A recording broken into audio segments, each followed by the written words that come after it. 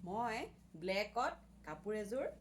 পতি লগাই লগাই বনাইছিলোঁ আৰু এয়া চাওক কাপোৰযোৰ মই ব্লেক লৈছিলোঁ আৰু পতি আছিলে এই যে চাদৰৰ এনেকুৱা খুব ওলাইছিলে যে জোৰ কাপোৰবিলাক সেই পতি থৈ দিছিলোঁ আৰু পতি লগাই লগাই এনেকৈ মই মেখেলাত লগাইছিলোঁ আৰু আজি ভাবিলোঁ কি এই কাপোৰযোৰটো এনেই থৈ দিয়া আছে বনাই কেতিয়াবাতো ক'ৰবাত পিন্ধি যাব পাৰোঁ সেইকাৰণে মই উলিয়াই চাদৰখনৰ আকৌ এটা ছাইড চিলাব আছেই আৰু সেইকাৰণে